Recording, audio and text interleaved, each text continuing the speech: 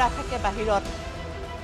এজনীয়ে ছোৱালী এটাই ল'ৰা থাকে বাহিৰত সিওতো মনত দুখ পাব নহয় নিজৰ ভনী জোৱাই সিওতো মনত আঘাত পাব এইবোৰ কথা শুনিলে বেয়া কথা নহয় এইবোৰ নেপায় নহয় আৰু যিটো নহয় নোহোৱা কথা এটা হয় বুলি ক'ব নেপায় নহয় হয় বুলি ক'ব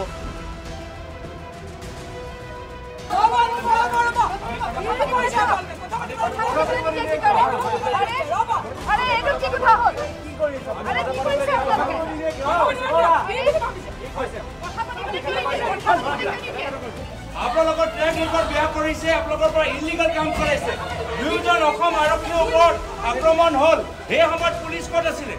মানৱ ডেকা ঘৰ জমাই বুলি কৈছো মানৱ ডেকা ঘৰ তেওঁলোকৰ বাসিন্দা ধৰি লৈ গ'ল এতিয়া অসম আৰক্ষী নাই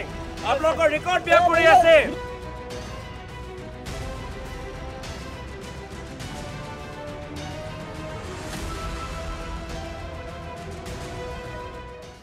প্ৰথম কথাটো হ'ল মোৰ জোঁৱাই এটাই জোঁৱাই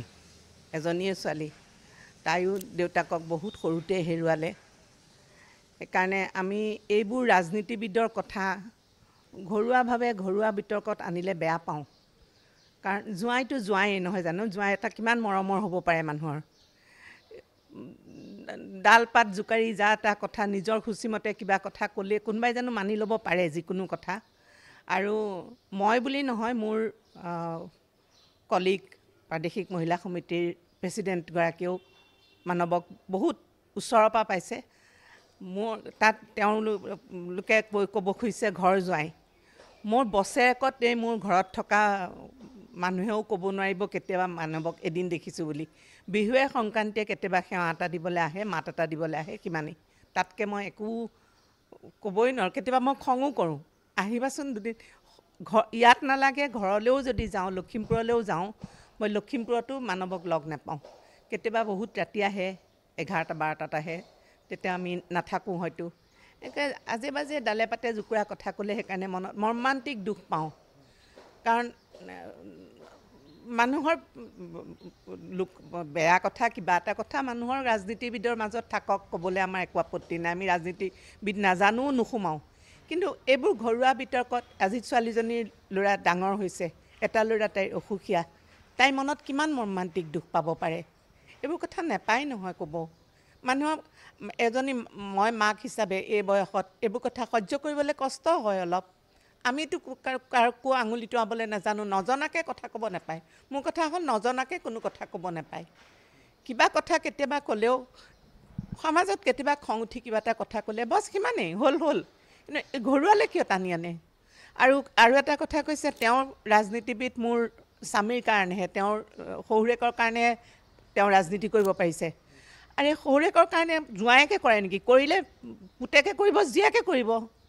যদি মোৰ স্বামীৰ কাৰণে যদি তেওঁলোকে ৰাজনীতিবিদ কৰে জোঁৱাইকে কৰে ক'ৰবাত শুনিছা নেকি তেনেকুৱা কথা তোমালোকে বোলে দেউতাক আছিল কাৰণে জোঁৱাইকে ৰাজনীতি কৰে দেউতাক থাকিলে পুতেকে কৰিব বা জীয়েকে কৰিব এনে অদ্ভুত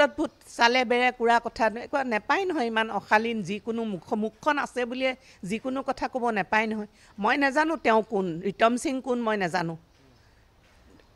মই তেওঁ অসমীয়াই নে বিহাৰীয়ে নে পাঞ্জাবীয়ে নে মই একো ক'বলৈ নাযাওঁ মই যিজন মানুহক নাজানো তেওঁৰ বিষয়ে মই একো ক'বলৈ নাযাওঁ কিন্তু তেওঁ এষাৰ কথা তেওঁ যদি অভিজ্ঞ ৰাজনীতিবিদ বুলি কয় বা তেওঁ যদি অভিজ্ঞ কিবা ওকালতি কৰা বা তেনেকুৱা মানুহ বুলি গুণী জ্ঞানী বুলি যদি নিজকে ভাবে তেওঁ ক'ব লাগিছিল যে মই এইষাৰ কথা কোৱা মানে তেওঁলোকৰ মাক দেউতাক আছে তেওঁলোকৰ ল'ৰা ছোৱালী আছে তেওঁলোকৰ মনত আঘাত দিয়া হ'ব অলপমানটো মানুহৰ কথা ভাবিব লাগে নহয় এতিয়া মোৰো খংটো অলপ বেছি সেইবুলি মই যিকোনো কথা ক'ম নেকি সেইটো উচিত নহয় যিকোনো কথা কোৱা মানুহৰ প্ৰত্যেকৰে নিজৰ জীৱনত ঘাত প্ৰতিঘাত দুখ সুখ অশান্তি চবৰে আছে হয়নে নহয় বাৰু তোমালোককে প্ৰশ্ন কৰিছোঁ আছেনে নাই তোমালোকৰ ঘৰততো নিশ্চয় কিবা কিবি অশান্তি থাকিব পাৰে সেইবুলি ৰাজনীতিটো আনি পেলাই ঘৰত ভৰাইহি নেকি মানে ঘৰুৱা সংঘাতৰ সৃষ্টি কৰে নেকি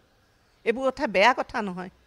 বাইদেউ আৰু এটা কথা এই মুহূৰ্ততে মই সুধি দিব বিচাৰিছোঁ কালি দেখা পোৱা গৈছে যেতিয়া ৰিতম সিঙক লখিমপুৰ আৰক্ষীয়ে গ্ৰেপ্তাৰ কৰিলে তাৰ পাছতে কিন্তু কেইবাগৰাকীও কংগ্ৰেছৰ প্ৰতিনিধি গৈ সাংসদ গৌৰৱ গগৈ গৈছে দুগৰাকী বিধায়ক গৈছে কিন্তু তেওঁলোকে বিষয়টো বিৰোধিতা কৰিছে যে এটা ফেচবুক পোষ্ট লিখিলেই কিয় মানুহক এৰেষ্ট কৰিব লাগে চোৱা তেওঁলোক হ'ল ৰাজনীতিবিদ, আমি হ'লোঁ বয়সস্থ মানুহ, আমি ঘৰুৱাভাৱেহে চিন্তা কৰোঁ চিন্তাধাৰাবিলাক। আমিতো ৰাজনীতিৰ কথা আনিব নোৱাৰোঁ ইয়াত, নহয় জানো? আৰু গৌৰৱ গগৈৰ দেউতাক প্ৰয়াত তৰুণ গগৈ আমাৰ একালৰ একে বন্ধু বুলি ক'ম নে নিজৰ মানুহ বুলি ক'ম। মোৰ ছোৱালীৰ বিয়াত, মানৱৰ বিয়াত আৰু মোৰ ছোৱালীৰ বাবলিৰ বিয়াত তেওঁ আহি প্ৰায় 1-2 ঘণ্টা আমাৰ ঘৰত বিবাহ ভৱনত আছেহি। তেখেত ইমান ব্যস্ততাৰ মাজত আমাক সেইখিনি সময় মৰম দিছে, সংগ দিছে। তেনেকুৱা এজনৰ মানুহৰ ল'ৰা হৈ যদি তেওঁ ৰাজনীতিবিদ হিচাপে ভাবে, কংগ্ৰেছী কৰি পেলাই যদি ৰাজনীতিটো কৰিব বিচাৰিছে, মোৰ ক'বলৈ আপত্তি নাই। মই গৌৰৱ গগৈক ভাল পাওঁ, সৰু ল'ৰা। কিন্তু তেওঁ এই কথাটো কি কথাটো কৈছে যে তেওঁ ঠিক আছে কংগ্ৰেছৰ কোনোবাই কৈছে, কিন্তু কথাটো যুক্তিগত হয়নে নহয়? ঘপককৈ আহি পেলাই তেওঁ সোমাই গৈছে, তেওঁ আহি পেলাই তেওঁক আক্ৰমণ কৰিছে, অমুক কৰিছে, তমুক কৰিছে। এইবোৰ জানো ভাল কথা? তোমালোকে কোৱাচোন, ভাল কথা জানো? মই যদি এটা মানুহক মাৰিছোঁ, নাই মৰা বুলি বাটৰ এটাই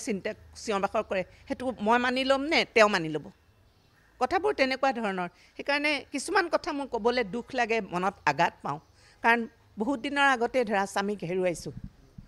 সেইকাৰণে কিছুমান কথা আঘাত পাওঁ। আৱেগিক হৈছে, মই জোঁৱাই যিহেতু, তথাপিতো আৰু এটা সুধিছোঁ, আপুনি এতিয়া কি বিচাৰিছে? বিচাৰ হওক, উচিত শাস্তি হওক, সকলোৱে ভালটোৱে বিচাৰোঁ, কাৰো অনিষ্ট নিবিচাৰোঁ। কিন্তু জোঁৱাইটোৰ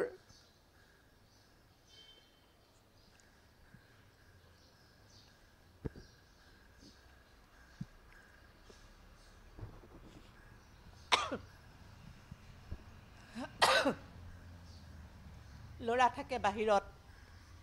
এজনীয়ে ছোৱালী এটাই ল'ৰা থাকে বাহিৰত। সিওতো মনত দুখ পাব নহয়, নিজৰ ভনী জোঁৱাই, সিওতো মনত আঘাত পাব এইবোৰ কথা শুনিলে। বেয়া কথা নহয়, এইবোৰ নেপায় নহয়। আৰু যিটো নহয়, নোহোৱা কথা এটা হয় বুলি ক'ব নেপায় নহয়, হয় বুলি ক'ব। হ'ব মই